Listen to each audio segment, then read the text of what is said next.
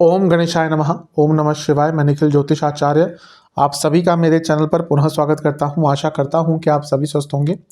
महादेव की कृपा आप सभी पर सदैव बनी रहे। ये वीडियो मिथुन यानी कि जमीनाई के लिए बहुत महत्वपूर्ण है, क्योंकि ये वीडियो है मंगल यानी कि मार्स की राशि परिवर्तन के बारे में। मंगल महाराज 15 मार्च 2024 को राशि बदल रहे हैं और आपके अष्टम भाव को छोड़कर नवम भाव में प्रवेश कर जाएंगे, यानी कि कुंभ राशि में। मंगल अपने आप में कई चीज़ों का कारकत्व लेके चलते हैं। उनके पास क्या उनके अंडर कई चीज़ें आती हैं। वो संकल्प शक्ति हो, पराक्रम हो, परिश्रम हो, कहीं ना कहीं प्रैक्टिकलिटी हो, वाक्य पटुता हो, मार्केटिंग स्किल्स हो, अपनी वाणी से लोगों को प्रभावित करना हो, भाई बहन हो, रियल एस्टेट हो, ऑटोमोबाइल सेक्टर हो, मैन्युफैक्चरिंग हो, इंजीनियरिंग हो, इलेक्ट्रिक इक्विपमेंट्स हो, मशीनरी हो, कितनी चीज़ों का कारकत्व कहीं ना कहीं मंगल के अधीन है। ये तो मैंने कुछ ही चीज़ें कही हैं जितनी अभी याद आ रही हैं। और इसके साथ ही मंगल हर व्यक्ति के लिए दो भावों के स्वामी होते हैं। जैसे आपके लिए लाभ स्थान और छठे घर के स्वामी हैं, और उनकी 3 दृष्टियां होती हैं, 4, 7 और 8, यानी कि चौथी, सातवीं और आठवीं। तो मंगल महाराज का जब भी राशि परिवर्तन होता है, उनकी स्थिति में कुछ बदलाव आते हैं, तो व्यक्ति के जीवन में बहुत बड़े बदलाव आ सकते हैं। और यहाँ पर मंगल अकेले नहीं बैठ रहे, उनकी युति शनि के साथ भी होगी और शनि की राशि में ही होगी। ये थोड़ी सी मिक्स्ड एक युति होती है, एक मिश्रित प्रभाव देने वाली, अच्छे और बुरे दोनों देती है। क्योंकि जहाँ मंगल और शनि की युति क्रिएट करती है, क्यों? मंगल ऊर्जा है तो शनि कॉन्टिन्यूटी है, शनि स्टेबिलिटी है। लेकिन दोनों का जो नेचर है विरुद्ध है। मंगल जल्दबाजी है, मंगल शारीरिक ऊर्जा, शारीरिक क्षमता है। शनि थोड़ा सा विपरीत है, शनि मंद है। अब जिसका मंगल बहुत बली होता है, प्रभाव होता है मंगल का, वो उस व्यक्ति को हर काम में जल्दी रहती है। शनि विपरीत है, शनि हर काम बहुत आराम से, लेकिन बहुत सहजता से और बहुत संपूर्णता से करते हैं। तो तभी इन दोनों की एनर्जी आपस में मैच नहीं होती। लेकिन जैसा मैंने कहा, ये मशीनरी के कारक है, ये कंटिन्यूटी के कारक है, ये कहीं ना कहीं ऊर्जा है, ये कहीं ना कहीं एडमिनिस्ट्रेटिव स्किल्स है। तो इन दोनों के योग से कई अच्छी चीज़ें भी होती है। बड़े से बड़े बिल्डर की कुंडली उठा के देख लीजिए, बड़े से बड़े मैन्युफैक्चरिंग का जो काम करते हैं उनकी कुंडली उठा के देख लीजिए, बड़े से बड़े इंडस्ट्रियलिस्ट की कुंडली उठा के देख लीजिए। कहीं ना कहीं मंगल शनि का कुछ ना कुछ लेना देना उनकी कुंडली में, या तो लग्न कुंडली में या तो दशांशा में होगा ही। कई मेरे पास इंडस्ट्रियलिस्ट की कुंडली है, मैन्युफैक्चरर्स की कुंडली है, रियल एस्टेट की कुंडलियाँ हैं, के लोगों की कुंडलियाँ हैं, जहाँ पे इन दोनों का कहीं ना कहीं प्रभाव बहुत स्ट्रांग होता है जीवन में। तो इन दोनों की युति बहुत क्रिएटिव भी होती है। मशीनरी के कारक मंगल हैं, तो आज के टेक्निकल युग में इन दोनों की युति व्यक्ति को बहुत आगे लेकर जा सकती है।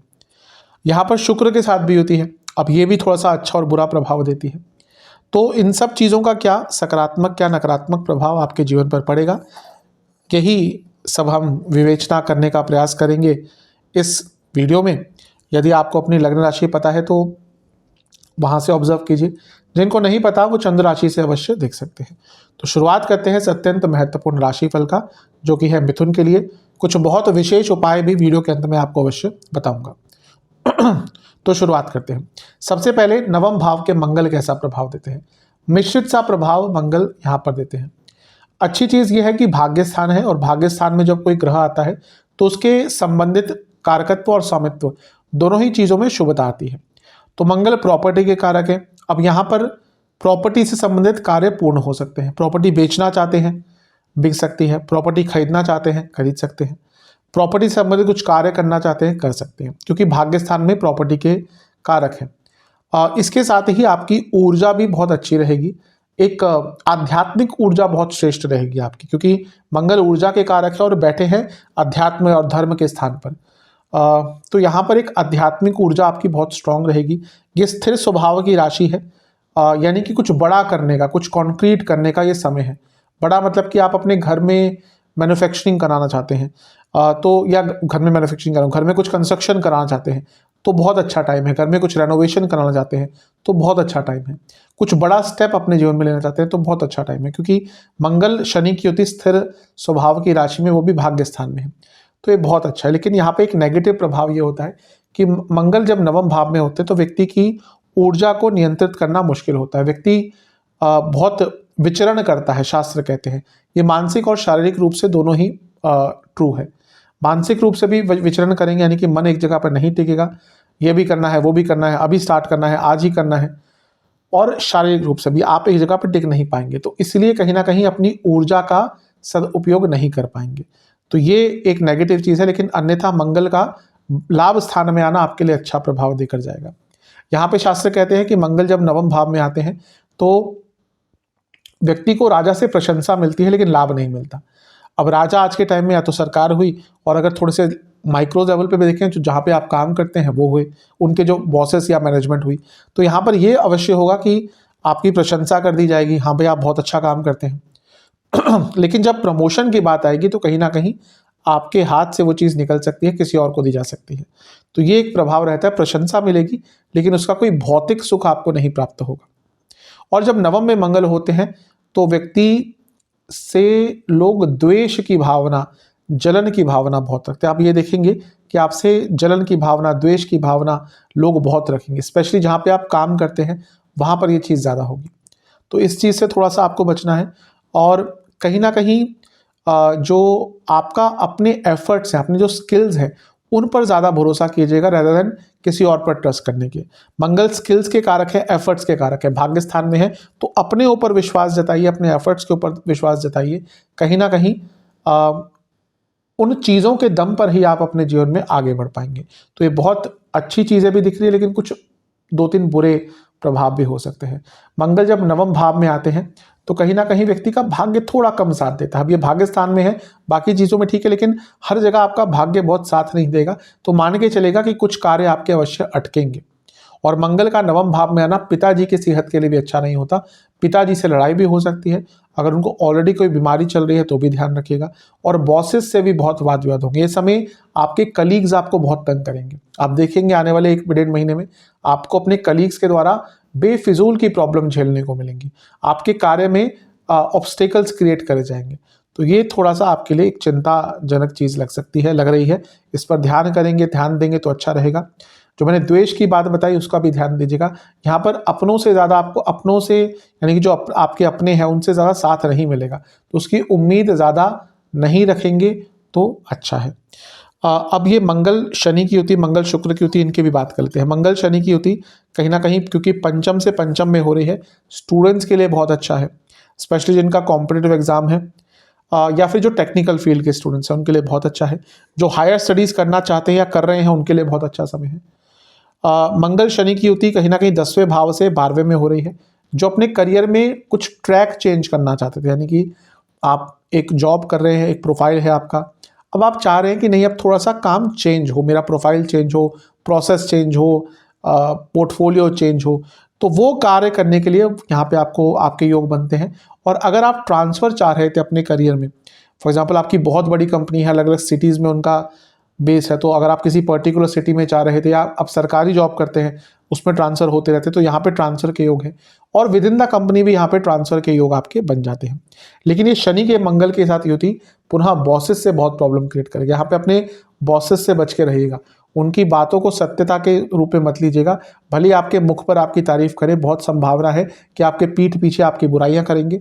और आपके आगे बढ़ने में अगर कोई ऑब्स्टिकल इस महीने आएगा, यकीन मानिए कहीं ना कहीं वो आपके बॉसेस ही होंगे।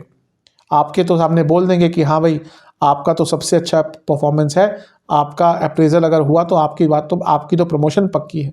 और जब बात आएगी, जब उनका आपको रिकमेंड करने का टाइम आएगा, तो कहीं ना कहीं वो कुछ और कर देंगे या किसी और की तरफ उनका बायसनेस हो जाएगा।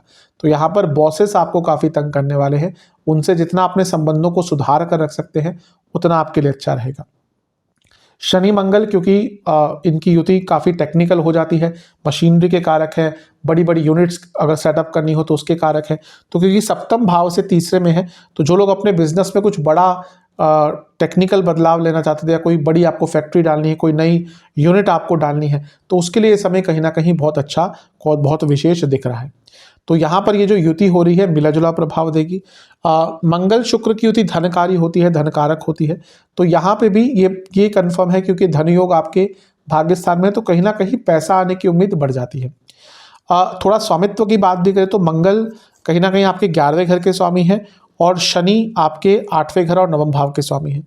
तो 11वें घर का और 8वें घर का योग लक्ष्मी स्थान में, यानी कि पैसा कहीं ना कहीं से अचानक आ सकता है। तो जो लोग अपना काम स्पेशली करते हैं, जहाँ पर एक्स्ट्रा पैसा कमाने की अपॉर्चुनिटीज़ होती है, उनके लिए समय बहुत अच्छा है।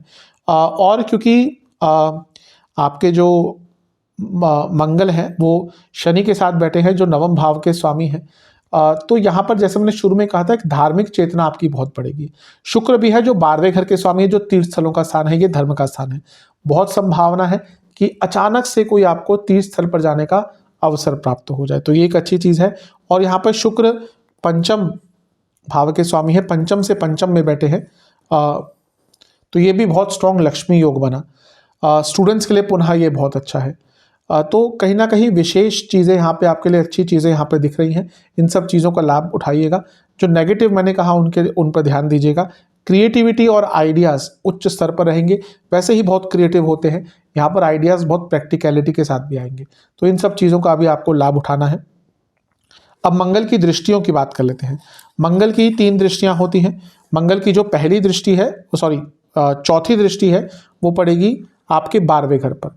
अब मंगल 12वें घर के स्वामी, लाभ स्थान के स्वामी है, 12वें घर को देख रहे हैं कि विदेश से लाभ होगा, विदेश संबंधित कार्यों में लाभ होगा।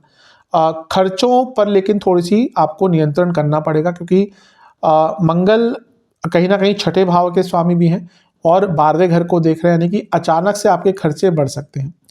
12वां घर कहीं ना कहीं हिडन इनकम का भी होता है, और क्योंकि 8वां घर भी हिडन इनकम का होता है, शनिदेव के साथ बैठे हैं। अगर आप कुछ ऐसा काम करते हैं जहाँ पर आपके हिडन सोर्सेस ऑफ इनकम है, तो वहाँ पर वृद्धि हो सकती है। और जो लोग विदेश जाने का प्रयास कर रहे थे, उनके वीज़ा वगैरह अटक रहे थे, तो उनके लिए भी समय अच्छा है। अगर आप दोबारा अपील आदि करते हैं या कुछ आपके काम अटक रहे थे वीज़ा से संबंधित, वो कार्य यहाँ पर पूर्ण हो सकते हैं। और पुनः क्योंकि 12वां स्थान तीर्थ यात्राओं का है, तो क्योंकि मंगल कहीं ना कहीं एक ऊर्जा है, तो वो जब तक वो ऊर्जा नहीं आती, व्यक्ति नहीं ट्रैवल करता। मंगल कहीं ना कहीं ट्रैवल के भी एक कारक बन जाते हैं, तो चंद्रमा के साथ। तो यहाँ पर आपके किसी धार्मिक स्थल पर जाने के अवसर बन रहे हो। जैसा मैंने कहा, हो सकता है कुछ लोगों ने ऑलरेडी प्लान करके रखा हो, लेकिन कई लोगों के अचानक से भी यहाँ पर धार्मिक जगहों पर जाने के प्लान्स बनने वाले हैं। मंगल की जो 7वीं दृष्टि है वो रहेगी तीसरे घर पर। तीसरे घर पर मंगल का प्रभाव हमेशा, मैं कहता हूँ, अच्छा ही होता है। साहस रहेगा, संकल्प शक्ति रहेगी, उदारता रहेगी, वाक्यपटुता रहेगी, लॉजिकल थिंकिंग रहेगी, लॉजिकल रीजनिंग रहेगी। इन सबसे जीवन में आगे बढ़ेंगे।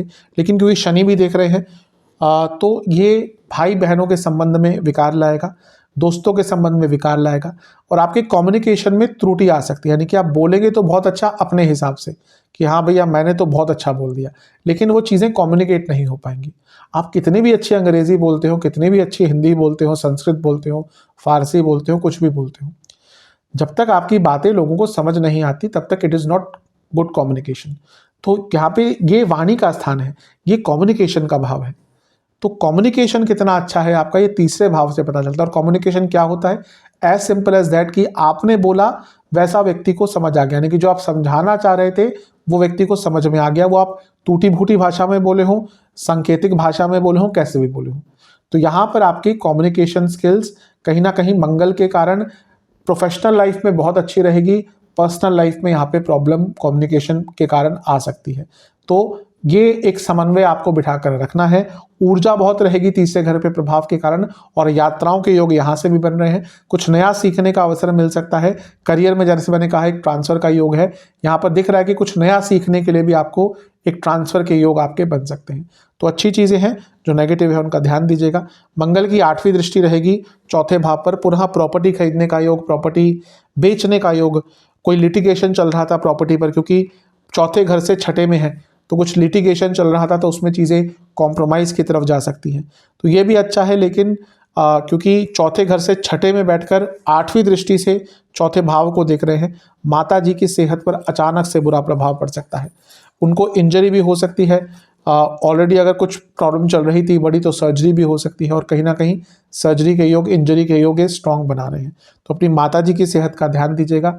घर में ईगो क्लैशेस भी होंगी, घर में लड़ाई झगड़े भी होंगे, घर में तू मैं भी होगी, और घर में अगर प्रॉपर्टी को लेकर कोई वाद विवाद चल रहा था तो और उग्रता की तरफ जा सकता है। तो यहाँ पर थोड़ा ध्यान देंगे तो अच्छा रहेगा। मंगल शुक्र की युति, एक चीज़ बताना भूल गया, क्योंकि ये भाव जो है मंगल शुक्र की युति अपने आप में विवाह का कारक बन जाती है और पंचम से पंचम में है। जो लोग रिलेशनशिप में थे और अपने रिलेशनशिप को वैवाहिक जीवन की तरफ बढ़ाना चाहते थे, अग्रसर करना चाहते थे, उनके लिए यहाँ पे विशेष योग बन रहे हैं, क्योंकि उनकी ये चीज़ें जो रुकी हुई थी, थमी हुई थी, वो आगे बढ़ सकती है। तो ये एक अच्छा योग यहाँ पर आपके लिए प्रतीत हो रहा है। सेहत की बात करें तो आपको, अच्छा, मंगल नवम भाव में व्यक्ति को बहुत रोगी करते हैं। ऑलरेडी इनकी इम्यूनिटी अच्छी नहीं होती रोग के हिसाब से। हाँ, एक अच्छी चीज़ होती है मिथुन वालों की, एक्टिव रहते हैं अधिकतम लोग, या तो ये योगा करेंगे, वॉक करेंगे, कुछ ना कुछ करेंगे, तो उसके कारण आयुर्वेद भी यही कहता है कि अगर आप एक्सरसाइज करते हैं तो अधिकतम बीमारियां भी दूर होती है और आपको ज़्यादा डाइट कॉन्शियस भी नहीं होना होता। तो यहाँ पर ये एक अच्छी चीज़ है, लेकिन नवम भाव के मंगल रोगी करते हैं व्यक्ति को, अचानक से तबीयत बिगड़ सकती है, जोड़ों का दर्द, आँखों की प्रॉब्लम, पैरों में कोई प्रॉब्लम आ सकती है। जिनको थायराइड की प्रॉब्लम है बहुत परेशानी बढ़ेगी। ईएनटी के रोग, कफ रोग बहुत तंग करेंगे, इन्फेक्शन छाती में, चेस्ट में या चेस्ट के एरिया में हो सकता है, और कोई इंजरी भी आपकी शोल्डर के आसपास के एरिया में या फिर पाँव में आपको लग सकती है। तो इन सब चीज़ों का ध्यान दीजिएगा। उपाय के स्वरूप में सबसे पहले तो आपको बजरंग बली को 3 सरसों के तेल के दिए अर्पण करने हैं। हर दिए में गेहूं के दाने होने चाहिए। बताशों का भोग लगाना है। उसके बाद ओम भूमि पुत्राय नमः मंत्र का 108 बार जाप करना है और ओम अंजनी पुत्राय नमः मंत्र का 108 बार जाप कर कर बजरंग बली को गुलाब का फूल अर्पण कीजिएगा। ये उपाय कर लेंगे, आपके लिए मंगल का प्रभाव अच्छा ही रहेगा। आशा करता हूँ कि वीडियो आपके काम आएगी। चैनल पर नए हैं, सब्सक्राइब कर लीजिए, वीडियो को लाइक कर लीजिए। आप सभी से मैं अगली वीडियो में मिलूंगा, तब तक के लिए ओम नमः।